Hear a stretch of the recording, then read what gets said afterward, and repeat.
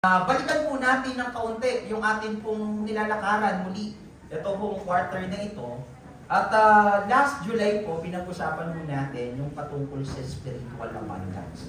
And we learned that abundance is not always about material possession. Naintindihan po natin na ang biyaya ng Panginoon ay hindi lang nakasentro doon sa pananaganang material. Sapagkat pag pinag-usapan po yung abundance in the setting of this world, it talks about finances, it talks about material possession, but in the aspect that God wants to understand that spiritual abundance is part of abundance. And God wants us to overflow doon sa Diyos na manlilikha at nagpo-provide ng lahat ng bagay. In order for us to appreciate, in order for us to position ourselves doon sa mga bagay na ipagkakatiwala sa atin ng Diyos. Sometimes, namimiss natin yung pinaka-importanting bagay na yon. And I hope you understand that all things that we have, everything that we have, ay galing sa Diyos. Sabihin mo nga sa katabi mo, lahat ng meron ka galing sa Diyos. And last August, we talks about not just God wants us to overflow in His presence, to overflow in our relationship with Him, but also God wants us to overflow in possession, in wealth, in finances. Kala naman natin, KJ si Lord, kala naman natin, ayaw lang ni Lord tayong pag-experience yung mga promises. But you know what? There are 8,810 promises in the Bible. According to Dr. Herbert Lockyer, in his classic books, that all the promises of the Bible. Sabi niya, meron daw 8,810 promises of the Bible. And 7,487 of that was being promised by God to humankind. Isipin niyo, yung 7,487, pinangako yun sa atin. Sabihin mo nga sa katabi mo, pinangako yun sa'yo. Amen? Tapos, yung mga pangako na yun ay pangako sa mga taong may relasyon sa Diyos, sa mga taong nagtitiwala sa Diyos, sa mga taong gustong manampalataya sa Diyos. At gusto ni Lord, maranasan mo yun. Hindi lang sa langit, kundi dito sa lupa. Pero, naiintindihan natin that for us to experience and for us, God entrusted us this kind of wealth of this world, we need to understand that we have a part to do. May kailangan, sabi mo nga sa katabi mo, may kailangan kang gawin. Diba, akala natin dahil mabuti ang Diyos, pag sinabi natin gusto kong yumaman, Panginoon, ibigay mo na. Pero hindi. Alam niyo po, masakit man ito, pero ang sabi ng Bible, huwag pakainin ng mga tamad. Kita nyo? Pag malakas ka pa, huwag ka umasa. So ang sabi doon, meron tayong kailangan gawin. And the reality is this, when we plant something, we reap something. And that's the principle of sowing and reaping as we understand last month topic. Kung gusto mong umani, magtanim ka. Sometimes, marami sa atin gusto ng ani pero wala pagtatanim. Ulitin mo nga sa katabi mo, gusto mong umani? Magtanim ka. Okay? Palakpakan natin ang Panginoon. And so much for that. This month, we're going to talk about and the conclusion and the purpose of this theme na ating mong nilalakaran. The theme that we have, overflow for the kingdom mission. So, naintindihan natin yung spiritual abundance, naintindihan natin that yung finances and wealth and at ang yaman ng mundong ito ay pwedeng maranasan kung maiintindihan natin na pag naranasan mo ito ay may layunin. Ito po yung pag-uusapan natin for the whole month of September. Now, the assigned topic that was given to me is the first topic that blessed to be a blessing. Sabihin mo nga sa katabi mo, you are blessed to be a blessing. Yan po ang ating pag-uusapan. Now, allow me to start the message of the Lord in a real shocking story. Ayan, real shocking story.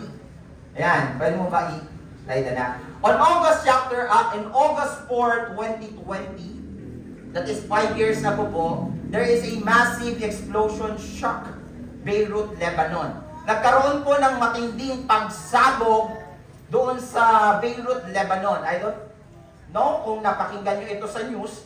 Pinalabas po ito noong mga panahon na yon all around the world, globally. At ito po yumanig sa kasaysayan.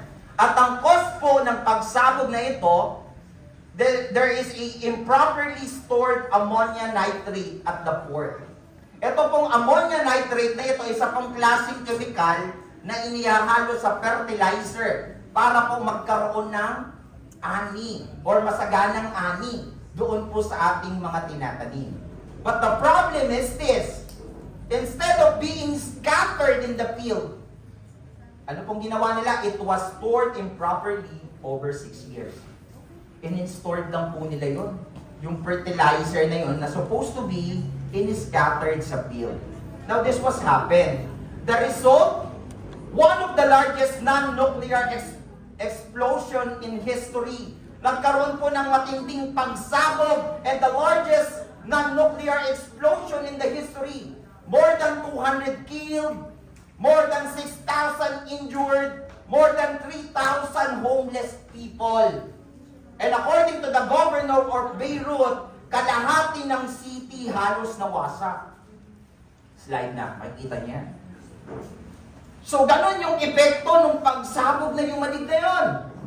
And half of the capital was devastated, including the port nearby, or near neighborhoods.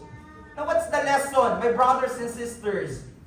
Fertilizer is meant to be scattered to bring harvest. But when it is stored selfishly, it can turn destructive. Na supposed to be yung fertilizer na yun, dapat yun inilagay dun sa field to gain harvest. But the problem is, itinago. Now, ano pong connection nito, Pastor? Ang sabi po dito, blessing work the same way. If we hoard them, they stagnate and harm us. But if we scattered and shared them, they bring life and fruit for God's kingdom. Ganon din po ang biyaya ng Panginoon sa atin. Pag kung ano ang meron tayo, hinord po natin ito, sinarili lang po natin ito, hindi po natin ito binahagi, ang resulta po nito ay pagkawasa. Ang resulta po nito ay pagiging makasarili, pagiging sakim, at unti-unti ka nitong wawasakin mula sa loob. But, if you share this, it brings life. Sabihin mo nga sa katabi mo, pag natuto kang magbahagi, nagbibigay ka ng buhay. You share life to people around you. Are you with me? Napakagandang paalaala at katotohanan. And without further ado, let's study the book of Genesis chapter 12, starting verses 2, and mamaya i-discuss ko na lang yung buong chapter. Pari po ba tayong tumayo sandali? Ang ganda ng pangako ng Diyos kay Abraham. That time, si Abraham po, hindi pa Abraham, pero ito yung pangako ng Panginoon sa kanya. Ganda oh. Sundan niyo po ako sa inyong mga mata. Ang sabi po ng Panginoon kay Abraham, I will make you into a great nation, and I will bless you. I will make your name great, and you will be a blessing. I will bless those who bless you, and whoever curses you, I will curse. And all peoples on earth will be blessed through you. Palakpakan nga po natin ang Panginoon. Alam po makakaw po na mga kapatid. So the main idea of this topic that we are talking about this morning is this. God blesses us not for selfish storage, but for selfless sharing, so that His blessing flow through us to others and to the nation. Now, let me repeat once again. God blesses us not for selfish storage, hindi pang sarili lang, but for selfless sharing, so that His blessing flow through us to others and to the nation. Upang dumalo yung pagpapala magmula sa atin papunta sa iba, at papunta sa iba, papunta sa iba, at papunta ng papunta sa lahat. In short, we are blessed to be a blessing. For us to appreciate the book of Genesis chapter 12, allow me to give you at least a short background with this. Now, in Genesis chapter 12, called Abraham out of pagan culture. Nung tinawag ni God si Abraham or Abram in the pagano, sa Tagalog po, yung pagan culture, sa paganong gawi. Na kung saan, pag sinabing pagan, may mga practices sila na taliwas doon sa pananampalataya. They are worshiping idols, they have false god. So, in that setting, tinawag ni Lord si Abram. At ito yung tatlong pangakong binitawan ng Diyos sa kanya. And this is Abrahamic covenant na tinatawag po. Ano yun? Unang-una, minention doon, a great nation will come from you. Manggagaling sa'yo, ipapanganak ang Israel. At ang Israel, through whom God will reveal Himself, na i-reveal ng Diyos sa kanyang sarili, sa kanyang piniling bayan. Kaya makikita mo sa Biblia all throughout, istorya ng Diyos at ng kanyang bayan. Ngayon, ikalawa, sabi niya, your name will be great. A great name. Abraham would be honored not for himself, but because of God's hand upon him. Kinilala siya hindi lang dahil magaling siya, mahusay siya, sikat siya, kundi yung Diyos na sumasa kanya. And lastly, a great blessing to all nations. Alam naman natin that Abraham is the father of all nations. Hindi lamang na kung saan he is the father of all nations, but it also a blessing to all nations. Alam niyo po yung God's plan was always global, not just local. Kailangan mo maintindihan yung plano ng Diyos ay hindi lang dito sa apat na sulok ng iglesia, hindi lang sa city ng Bagumbong, hindi lang sa bayang Pilipinas, kundi all nation. It's globally. God's plan is globally. At yun yung plano ng Panginoon para sa kanila. This was the beginning of Abrahamic covenant, ultimately fulfilled in Jesus Christ. Kaya nga po sa Galatians chapter 3 verses 16, makikita natin yung minimension na seed dyan. It talks about Jesus. That is the seed that fulfilled what this promise is. Meaning, one person who is Christ. Yung seed daw na yan, it talks about Jesus Christ. So, He is the fulfillment of this covenant. Kaya ngayon, bilang mga tagasunod ni Kristo, we are heirs, tagapagmana of Abraham's promises. In Galatians chapter 3 verses 29, if you belong to Christ, then you are Abraham's seed and heirs according to the promise. Ibig sabihin, kung sumasayo ang Diyos, ang Panginoong Jesucristo, kasama ka dun sa pangako na ipinangako sa Biblia. Kaya minsan hindi, yung promise yan kay Abraham, mali ka naman, pastor, out of context ka naman But you know what? Ang Panginoong Jesus natin is the fulfillment of the prophecy. At ang sabi, meaning one person who is in Christ, pag kinilala mo ang Panginoon, yung pangako para sa kanila ay pinangako na rin ngayon sa'yo. Amen. Pwede mo nang maranasan. Yung pagpapala na yun. Now, pag sinabi pong the word bless, yan. Sa Hebrew word, it's barak. Nababasa niyo po ba?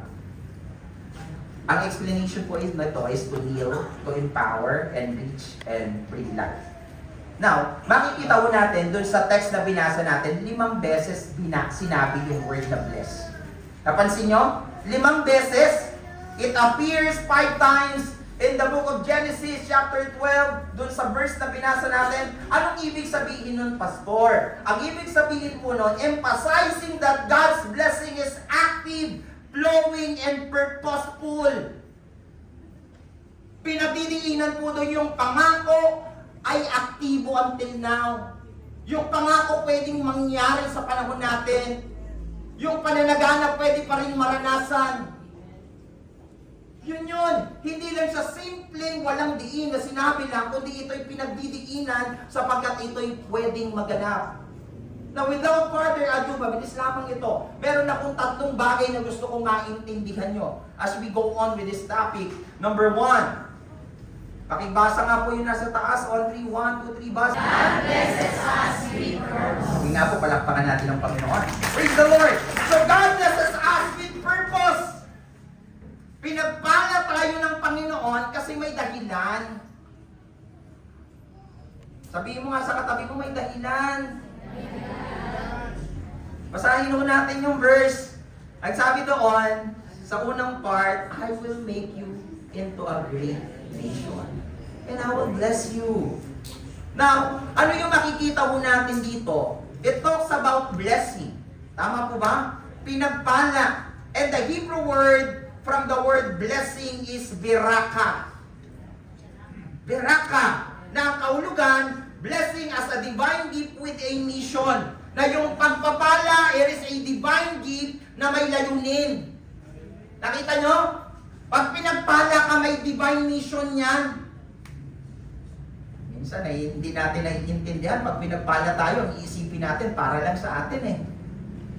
Ang isipin lang natin eh, para lang sa kalagayahan natin, para sa lang sa pansarili natin. Deserve ko to, pinaghirapan ko to, pinagsakripisyoan ko to, dugot pawis ang ginawa ko para makuha lang ito. But I want you to understand this morning that every blessing that you consider from God, it has a divine purpose na kailangan ma-accomplish, na kailangan mangyari. So mga kapatid, gusto ko pong maintindihan nyo yung katotohanan that God doesn't bless us randomly. Every blessing comes with kingdom purpose. Ganda nun, no?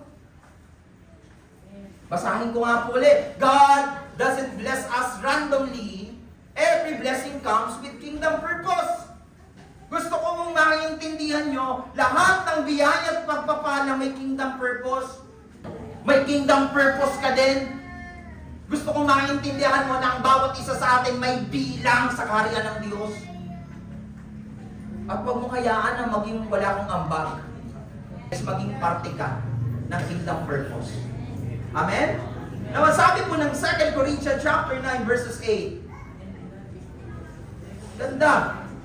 Basahin nyo nga po ito. On 3, 1, 2, 3, basa. And God is able to bless you abundantly, so that in all things at all times, having all that needing, you will abound in every good work. Tingnan nyo ito. And God is able to bless you. Di ba? Bless you. Si God, kaya kanyang pagpalain eh. Pero yung purpose ito, so that in all things, at all times, having all that you need, you will be abound in every good works. So God blesses us so we can abound in good works. Pinagpala ka ng Panginoon para gumawa ng mabuti. Para gamitin sa mabuti. Para gamitin sa kingdom purpose. Kailangan mo maintindihan na ito yung proseso ng pagpapala. And if you understand and use it rightly with kingdom purpose, I tell you that supply is unlimited. Excited kapatid, kung iniisip mo imposible akong pagpalain ng gaya ng pagpapala ng aking kapatid, ng aking pastor, ng aking kakilala, I tell you, our God is not a limited God. He is a limitless God. He is the creator of all things. All things are possible to Him. Walang hindi kayang gawin ng Diyos. Ang kailangan mo lamang, manampalataya, sumunod at magtiwala. God waters our lives with blessing so we may bear fruit for His glory. Winawater tayo ng Panginoon ng biyaya at pagpapala para magamit ito sa ikaluluwalhati ng Kanyang pangalan. Sino dito yung gustong pagpapalain siya ng Panginoon? Amen. Amen. Pero handa ka ba magamit yung pagpapala niya sa kingdom purpose? Kahit tama yung source mo ng biyaya, I tell you, yung biyaya ng Diyos, hindi lang yan pang sarili. Hindi lang yan para lang sa'yo. They are responsibilities. Nakalakip niyan. When you want blessing, there is responsibilities. You want more? God give you more responsibilities. Hindi pwedeng hihingi ka without responsibilities. Pag ganon ang mentality mo, I tell you, there will be more. There will be. And it will be no more. No more na. Kasi kailangan mo maintindihan yung kingdom purpose ng lahat ng biyaya at layunin ng pagpapana. Hindi lang pansarili, kundi may responsibilidad na kalaki. You were created to make a contribution, not just consume resources. Grabe, no? Di ba? You were created to make a contribution. Minsan gusto natin puro pakabig eh. Gusto natin laging pabor sa atin. Gusto natin laging pahingi, palibre. Gusto natin lahat ng bagay sa atin papunta. But I want you to understand that God has a multiple of supply, that God has an unlimited supply, but you need to understand the purpose of God's blessing in your life. Do not hoard, do not hold back, I tell you kapatid. And if you understand that, I tell you, hindi ka mauubusan. Hindi ka mauubusan. Paalala ito, maging part tayo ng solusyon. Laging papabor para sa atin. Gusto natin lahat makuha. But this is the truth. Every blessing carries a divine assignment. Merong divine assignment, kapatid. Yan ang katotohanan na ang bawat biyaya, pagpapala ay may divine assignment. Yung buhay mo may divine assignment. Yung pinagkatiwala sa yung talento, I tell you, merong divine purpose din yan. Kailangan magamit yan sa kingdom purpose. Kahit anong talento pa yan, kailangan niya ma-serve yung purpose niyan. At pag hindi yan na-serve yung purpose niyan, I tell you, when you face the master that entrusted the talent to us, I tell you, sasabihin niya, I do not know you. Hindi kita kilala. Alam mo yung parusa, bulog yan. Hindi ka good steward. Yun yung reminder, kapatid. Now, every blessing carries a divine assignment. Ano pong ibig sabihin ito, Pastor?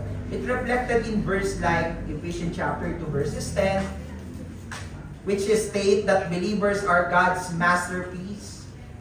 Sabi mo dyan, God's masterpiece tayo. Pwede bang i-slide mo yan, anak?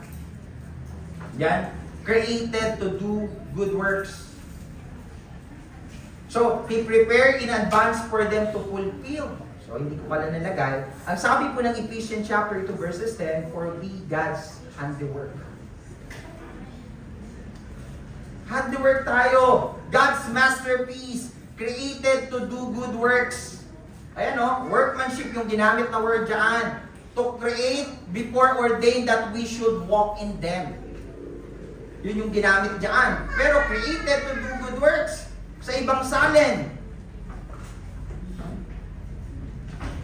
Bakit po, Pastor, created to do good works? Because we are prepared in advance for them to fulfill. Also, in Matthew chapter 6, verses 33. Kabisado nyo to? Pwede ba natin i-recite? Matthew chapter 6, verses 33. It says, so it encourages seeking God's kingdom and righteousness first, assuring that He will provide all these things. Ang Lord ang magpo-provide ng lahat ng pangangailangan. This suggests a life where blessing are not merely for personal gain. Ang nais ipaliwanag sa atin ito na ang buhay na pinagpala ay hindi lang pang sarili, but as a part of a large divine plan. Kasakaw o kalakip ng isang maganda at banal na plano, equipping individuals to serve and contribute to His purpose. Nang bawat isa sa atin dapat marunong mag-ampak. So point number 2, pangalawa na, mabilis-bilis ako na. So ang sabi dun sa pangalawa, we are called to be channels, not containers. Sabihin nyo nga po yun on 3, 1, 2, 3, basa. We are called to be channels, not containers. Ganda nito. Ang sabi doon, and you will be a blessing. pag naintindihan mo yung katotohanan na ikaw ay tinawag to be a channel, not only to be a container, and you will be a blessing. Now, ang sabi po ng Hebrew verb na haya, pag sinabing haya, to become, parang haya-hay no? Yung haya, to become, anong ibig sabihin niya? Si Abraham po was not only to receive blessing, but to become a blessing. So, kailangan haya tayo to become a blessing. Haya barak. Diba? Sabi doon kanina. Haya, ano yung blessing? Haya beraka. Diba? To become blessing. Parang mga Hebrew na tayo dito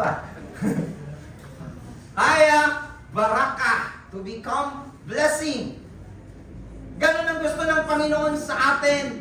Nabibigyan kita, pero maging pagpapala ka. Bibigyan ka ng Diyos, pero maging pagpapala ka.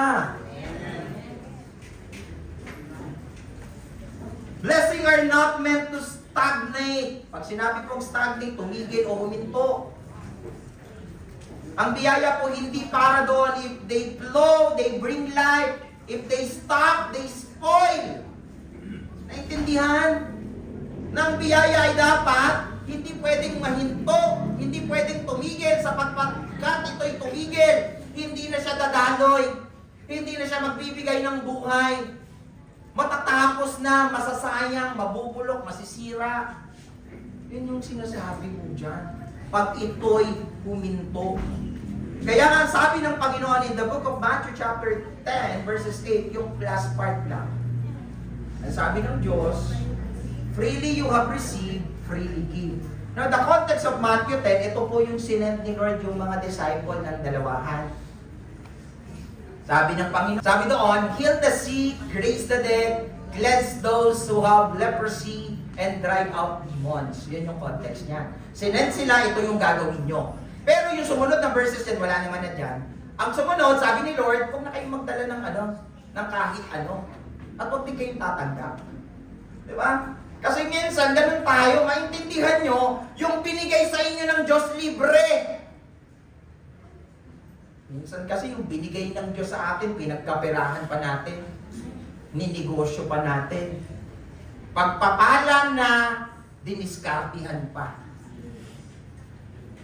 Freely you have received, freely give. Pinagaling ko kayo, niligtas ko kayo, pinagpala ko kayo, maging daluyan kayo. Pastor, naging daluyan ako. Diba? Yung kapatid kong gipit, pinautang ko 20%.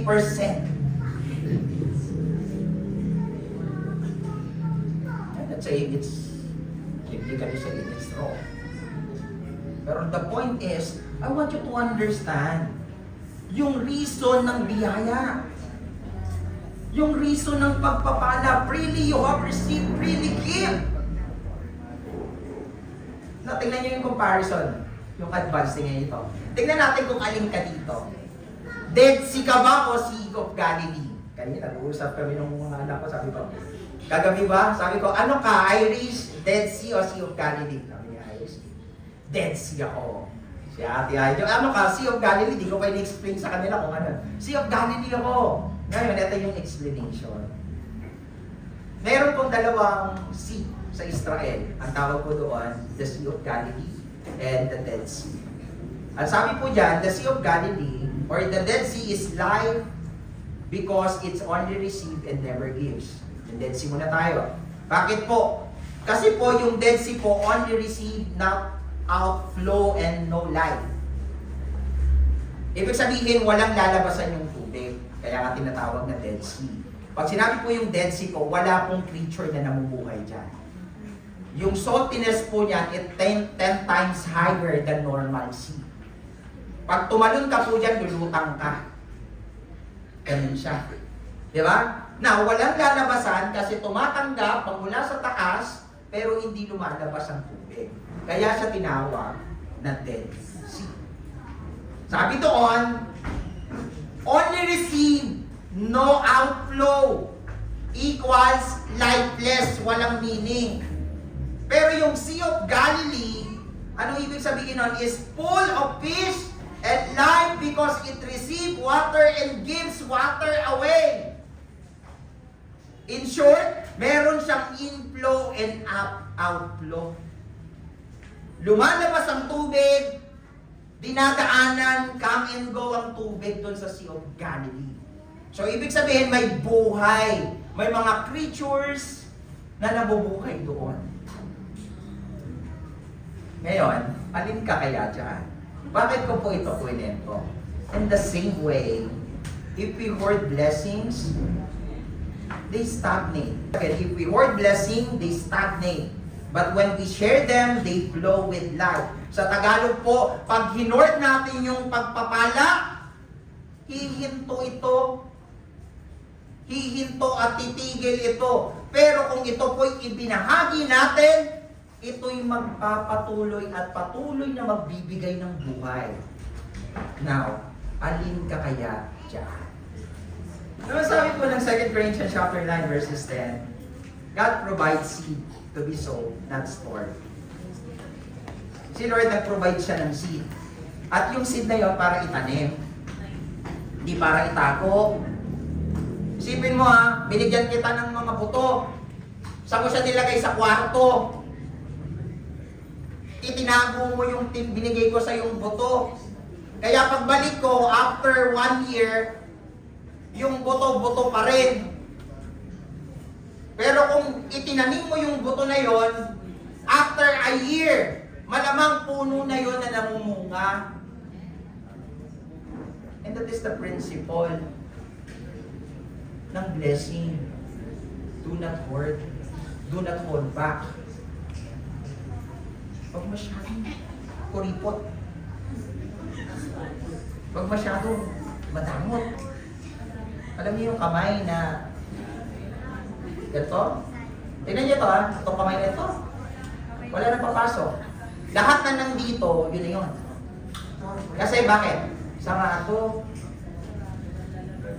Pero ito, kahit puno na, pwede pa pumapaw, mapuno ng mapuno. Kahit may natatapon, mapupuno ng mapuno.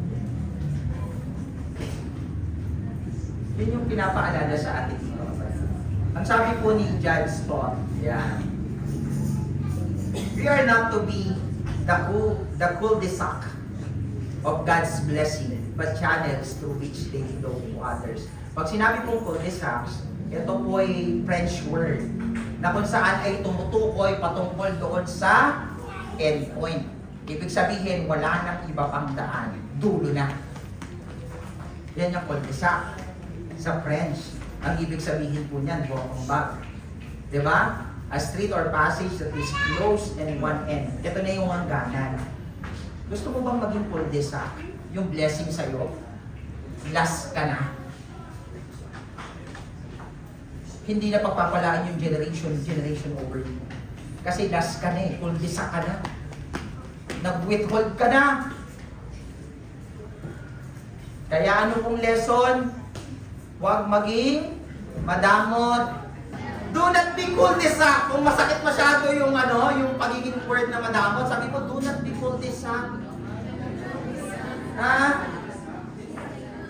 Kasi pag cul-de-sac ka, isasako na kita. Ang sabi ko ni Charles Spurgeon, if you want to give a hungry man a loaf of bread, you do not need to keep the bakery to yourself. Let it be distributed. Diba? Kung gusto mong mag-share ng pagkain sa mga taong gutom, huwag mo ilagay yung bakery sa loob ng kwarto mo. Huwag mo itago. Hayaan mo silang makabili rin or makakuha doon. Diba? Kasi gusto nyo pero ayaw mo ilabas.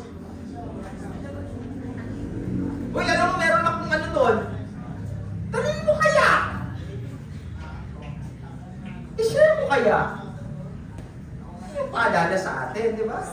The true blessing comes from giving and distributing. Ang tunay na pagpapala nandoon sa pagiging kabahagi at pagpuno ng layunin. Then again, it always go back to the kingdom purpose. Nakano mo yung lesson ng point number 2. Don't just store your blessing, sow them. That's how you become a channel, not a container. Huwag niyong itago yung pagpapala, ilabas nyo yan, itanim yan para umani. Diba? Yun yung purpose ng buto. I tell you, tingnan nyo ito, we cannot outgive God talaga. Isang buto lang yung tinanim mo, pero pwede kang umani ng sako-sako. For example, nag-sow ka ng isang seed ng mangga. After few years, you will reap at hundreds of sacks of mangoes. Kasi ganun magpala ang Diyos. Hindi siya nakabase sa tinanim mo. Nagtanim ka ng isa, di ba? Isipin nyo ito, nagtanim ka ng isa, binigyan ka ng Panginoon ng isang drum. You cannot outgive God. God just want to see in us yung ating pagsunod at pagtitiwala, yung ating pagtatrabaho at pagsisikap. Minsan nakala natin, Panginoon, paano mo kami babaguhin ang aming sitwasyon? Hindi po ako edukadong tao. Pinagkaitan po ako ng pagkakataon at hindi ako nakatapos ng pag-aaral. Galing po ako sa pamilyang mahirap. In fact, nandun po kami sa lugar na kung saan ay lugar ng mahihirap. At isang kahig at isang tuka lamang po kami. Ngayon, gusto mo ba, exempted na ba kami dun sa kingdom purpose? Paano kami magbabago ang aming buhay? I tell you mga kapatid, ang Diyos ay hindi limitado. Ang Diyos at ang kanyang kapangyarihan ay hindi nakabase sa sitwasyon. Hindi siya limitado sa lugar lang ng BGC, ng Makati, kundi kahit sa ang dako pwede kang pagpalain ng Diyos. Kahit saang lugar, pwedeng ipakita ng Diyos yung kabutihan niya sa iyo at maranasan mo yung himala, yung pagpapala na umaapaw. Pero ang tanong, handa ka ba? Sabi mo nga sa katabi mo, handa ka ba? Handa ka bang magtiwala? Handa ka bang manampalataya? Handa ka bang magtanim? Handa ka bang magtrabaho? Handa ka bang magsikap? Handa ka bang magpatuloy? Yun yung requirements. Yun lang ang bag mo. Si Lord nang bahala sa lahat. Alam niyo po, pag naintindihan niyo yun, maaaring some of you ay hindi paniwalaan. But I tell you, that's only the secret for us to receive the more from God. You should understand that our God is not a limited God. He has a limited supply. Even the impossible things, He can provide. Pag sinabi mo kasi limitado ang Diyos, kaya man sabi ng Panginoon, kung meron lang daw tayong kamustasang pananampalataya, kahit yung mundo kaya nating putusan para lumipat. Ganun daw yung pananampalataya na meron tayo na pwedeng ibigay ng Panginoon. Kung meron tayong gano'n, pwede niyang gawin yung mga bagay na hindi natin inaasahan. Remember yung story ng centurion? Diba? Yung centurion, natuwa ako kasi pinanood ko siya uli. Ang ganda-ganda. Nasa ko din siya uli. Na-amaze talaga ako dun. Sabi ni Lord, walang higit na pananampalataya kagaya sa hintil na ito. Higit pa yung pananampalataya ng Gentiles kesa sa mga disciple, kesa sa mga Hudyo. Kasi ang sabi ng centurion, Panginoon, kahit di ka na pumunta dun sa bahay ko, kahit dito lang, Lord, sabihin mo lang na yung aking alipin ay magaling na, ito po'y gagaling na. Kahit hindi ka na mag-effort, Lord, kasi walang mahirap sa'yo. Yun po yung totoo. Kailangan mo lang pagtiwalaan, Panginoon. Hindi ko na kailangan lumipat ng bahay sa BGC para pagpalain mo ko. Kahit sa lugar na ito, pwede mo na akong pagpalain. Meron ka bang pananampalataya ang kagaya mo? Meron ka bang kakayahang magtiwala kahit malabo ang sitwasyon? Kahit mahirap ang sitwasyon? Kahit hindi pabor sa iyo ang sitwasyon? Kaya mo po bang magpatuloy? I tell you, kung kaya mo kapatid, maghanda ka na. Sabi dito, God's blessing extend to all nation. To all nation. Sabi mo ka sa katabi mo, to all nation. Kahit anong lipi, kahit anong nasyon, kailangan ikaw ay maging pagpapala. Hindi lang sa mga katribo, hindi lang sa loob ng JRH ang tinutulungan, hindi lang sa loob ng JRH ang pinagpapala, kundi sa lahat ng tribo, sa lahat ng dako, maging pagpapala ka. Sabi po ng verse, all peoples on earth will be blessed too. Isipin mo yun. Lahat ng mga makakasalumuha mo, mapapagpala kasi nakasalumuha ka. Isipin mo yun, ang saya-saya nun, di ba? Nakausap lang kita, pinagpala ka na. Masaya ka, hindi yung pag nakita mo yung tao, ito, naku, nakakabuisit.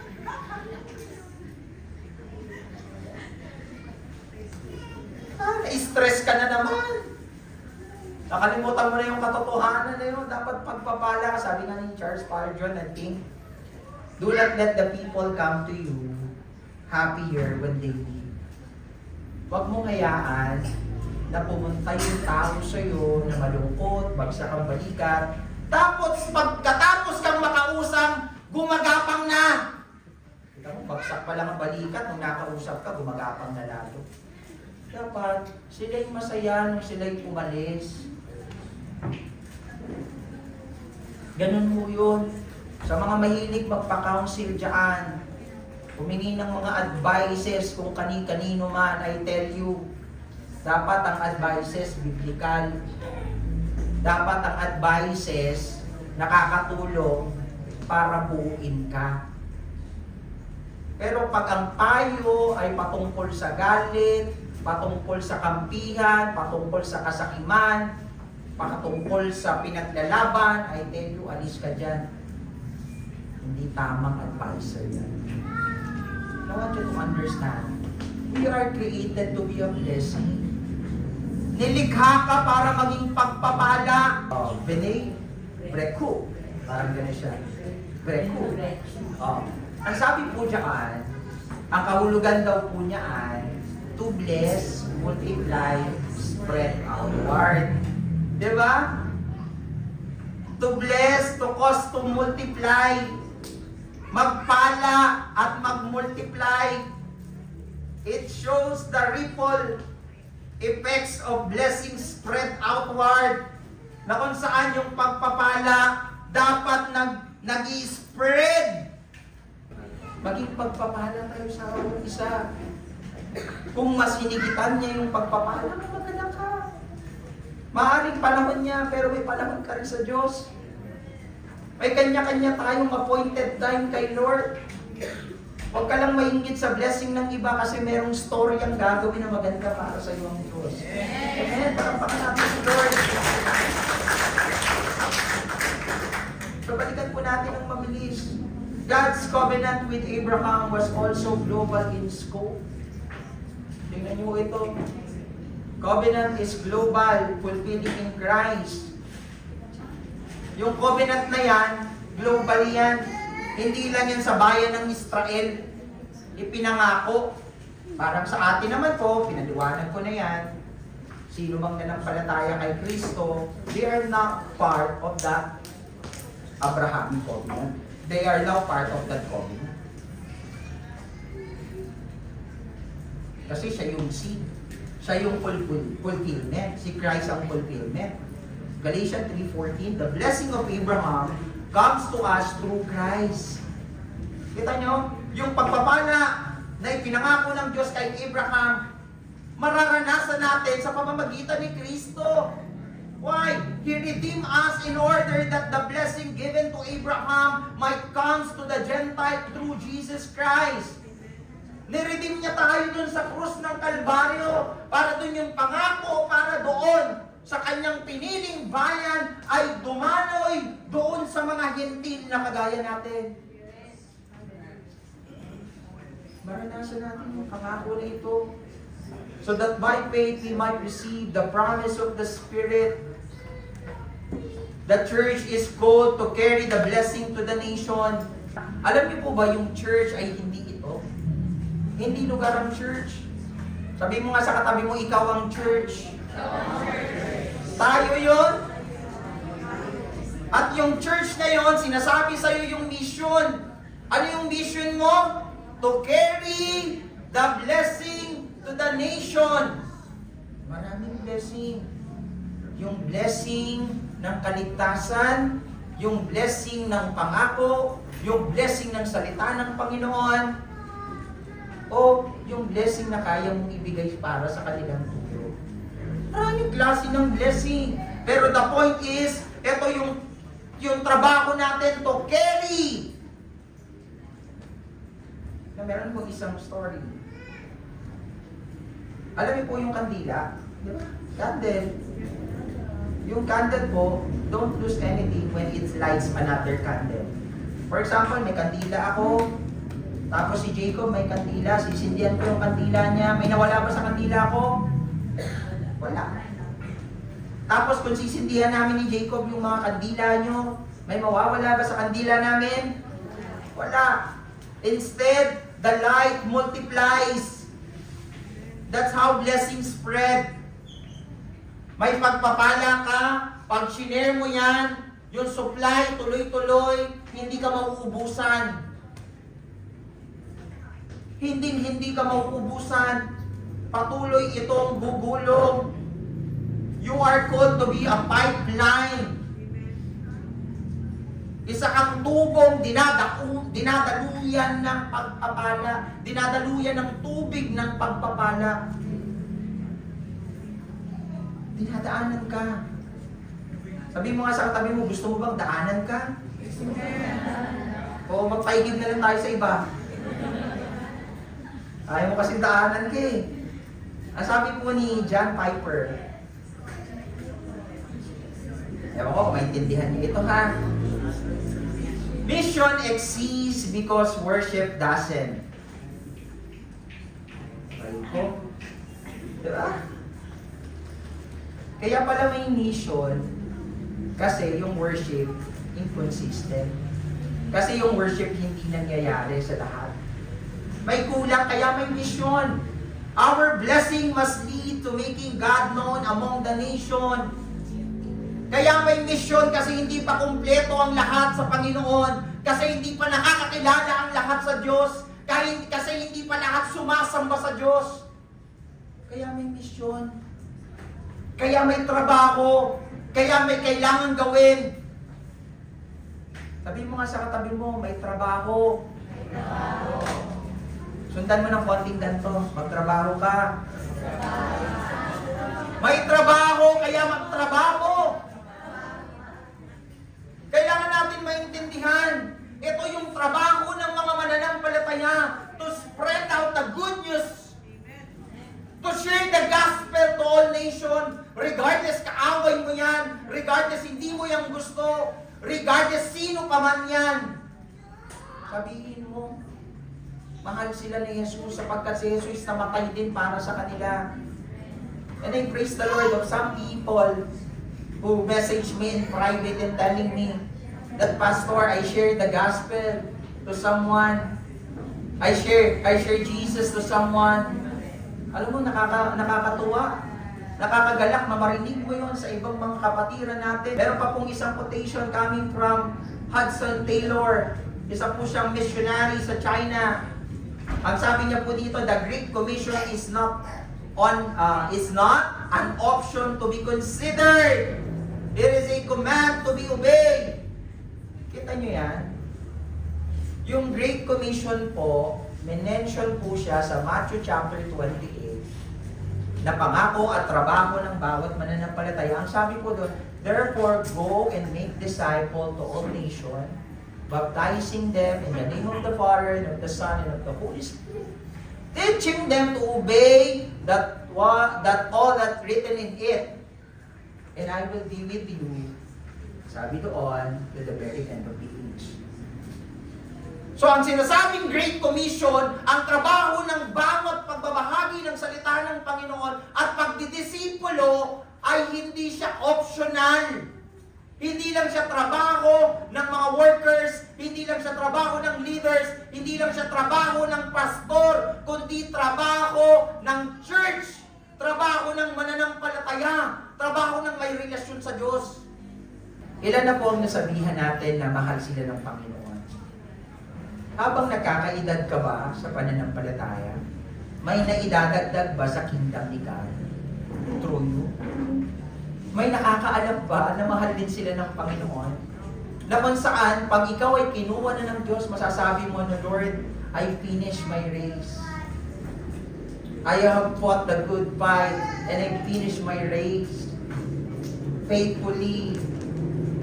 Natapos ko po yung pinapagawa mo. O ikaw yung bagay na maraming regret kasi nahiya ka na bahagian ng magulang mo, nahiya kang bahagian ng kaibigan mo, nahiya ka na sabihin na si Kristo lamang ang daan, buhay, kaligtasan. It is a reminder for you, my brothers and sisters, the Great Commission is not an option. Hindi ito optional na kung gusto mo lang mag-share, kung gusto mo lang nasa mood ka, kundi ito'y trabaho na kailangan ng pagsunod.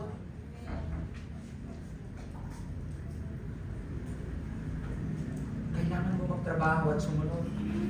Alam mo, ang trabaho, hindi lang dito sa pulpito, hindi lang sa church, hindi lang sa pagtugtog ng mga instrumento. Ang tunay na trabaho na may bilang sa Diyos, yung mag-abot ka ng kaluluwa, yung magsabi ka na mahal sila ng Panginoon, puspos ka sa pulpito, pero walang nabagong buhay sa pamamagitan mo. At yun ang nakakalit. Sana po hindi tayo mabahagi para doon. Now, masabi po sa katotohanan na ito, God blesses us not only for ourselves, not only for our family or church, but for the nation. Pinagpala tayo ng Panginoon, hindi for keep. Para sa atin lang, para itago. Sasabihin mo kasi, pinaghirapan ko ito, dugot pawis ko ito, ang binukan ito, sakripisyo ko ito. Hindi ho. Pag ganyan ang mentality mo, ganyan ang puso mo, kahit anong pagsisikap mo, kapatid, kahit anong gawin mo sa buhay mo, hindi mo mararanasan yung higit. Hindi mo mararanasan. Yung kapanatagan, kapayapaan, yung biyaya, alam mo yung pangako ng Panginoon, hanggat di mo pa ito nararanasan na, the blessing of the Lord brings wealth and He adds no trouble to it. Sa Tagalog po, yung bayaya ng Panginoon, hindi lang pang ngayon, kundi may pang bukas, may pang susunod na linggo, may pang susunod na taon. Hindi siya hulugan. Hindi siya installment. Hindi siya pang ngayon lang. Ang bayaya ng Panginoon, He adds no trouble to it. And I hope dumating tayo sa point na maranasan natin yun. Maaaring ngayon, yung nararanasan nating pagpapala is just only a tip of an iceberg. Ano yun? Talsik pa lang ng tunay na pagpapala. Na-overwhelm ka na dyan. Tapos nung sinubo ka dyan, hindi ka nakitaang ng pagiging tapat. How much more dun sa bigger blessing? How much more dun sa mas malaki pang ipagkakatiwala? Sabihin mo nga sa katabi mo, manatili tayong tapat. Now as I close, the Word of God is clear. We are blessed to be a blessing. God bless us with purpose. Pinagpala tayo ng Panginoon kasi may layunin. May dahilan. Hindi lang pang sarili. Tinawag niya tayo to be a channels, not to be a container. Ang container may hangganan. Kung ang container mo timba o tabo, hanggang dyan ka lang. Gusto mo hanggang dyan ka lang? I tell you, the calling of the Lord for you is to be a channel. Lahat dadaan sa'yo. His blessing is meant to reach all nation. Nang pagpapala na ito ay umabot kung saang mang dakong lugar. Alam mo po ba ang bansang Pilipinas is a missionary sending nation? Alam niyo po ba na tayo po, dapat po atin po ako ng isang seminar sa may Korea. Kaya lamang po, nahuli po yung aking papeles lumabas. Ama ko sana si wife that time. At habang kausap ko yung pastor, ang sabi niya sa akin doon, na alam nyo, the only time that Jesus will return, if we fulfill the Great Commission. And the Great Commission is to reach globally. Diba? To reach every nation. So the kingdom vision is globally. If we want Jesus' return, kung gusto natin bumalik na si Kristo, gawin natin yung trabaho natin. Don't be like the Dead Sea. Don't be like the Beirut stored fertilizer na kung saan kinamkim lang nila yung kanilang kayamanan o yung kanilang pagmamayari hanggang sa ito'y nawasak at sumabog. Be like the Sea of Galilee, alive because it gives. Be like a sower scattering seed for harvest. And the takeaway of the message this morning, I want you to memorize that and walk that promises. You are blessed to be a blessing. When God blessing flow through you, His glory flows to the world. When God blessings flow through you, His glory flows to the world. Pari po ba tayong yumuko at bumikit? As we come in the presence of the Lord this morning, today church, huwag muna natin isipin yung ating mga katabi ngayon. Let's just focus in the presence of the Lord. God is moving, God is reminding us, God is preparing us for something great. And I want you to be part of that great. Church, the Word of God is clear. We are blessed to be a blessing. Some of us have been like the Dead Sea. Minsan naging patay, minsan nag-hold back. Receiving but not releasing. Some of us have been storing like Beirut fertilizer na ayaw na nating ibahagi itong meron tayo, not realizing blessings spoil when they are not shared. Maaaring ito yung iniisip mo ngayon. But God is moving right now and telling you that I am with you and I have a plan for you. But the question this morning, are you willing to be a channel? Are you willing to sacrifice for my name's sake?